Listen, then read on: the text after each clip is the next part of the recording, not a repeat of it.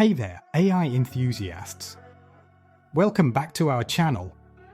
Today, we're diving into a crucial concept in the world of artificial intelligence and machine learning, overfitting. So, let's get started. Now, you might be wondering, what exactly is overfitting, and why should we care about it? Well, let's unpack that together.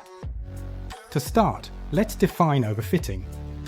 In simple terms, overfitting occurs when an AI model learns the training data too well, capturing noise and outliers instead of the underlying patterns. Imagine you're studying for a test by memorizing every single detail from your textbooks.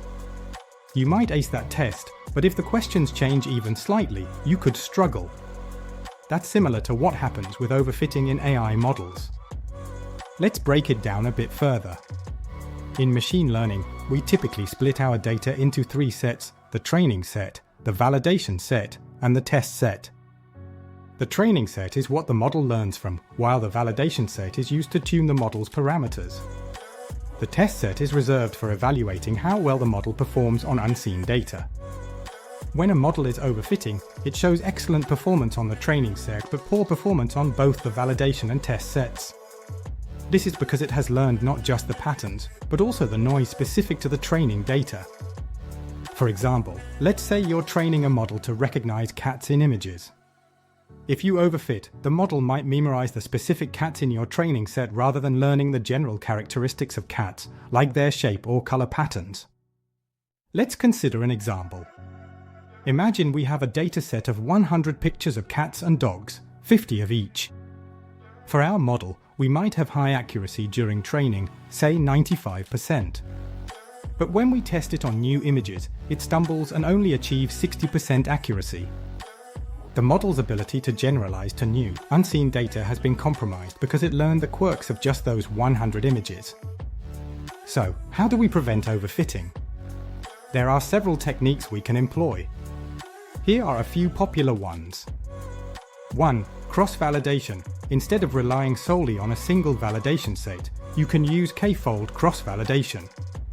This technique divides the data into k-subsets and trains multiple models, allowing each subset to be used as a validation set at some point. 2. Regularization. This technique adds a penalty for larger coefficients in the model. Popular methods include L1 and L2 regularization. By constraining the model, you encourage it to be simpler and focus on the most relevant features. 3. Pruning. In decision trees and neural networks, pruning involves removing parts of the model that provide little power. This helps in simplifying the model and reducing its chances of overfitting. For early stopping, while training a model, you can monitor its performance on the validation set. If the performance starts to degrade, you can stop training early, preventing overfitting. 5. Data augmentation. This technique involves artificially increasing the size of your training dataset by transforming existing data. For instance, you can rotate, flip, or change the brightness of images, which helps the model learn more generalized features.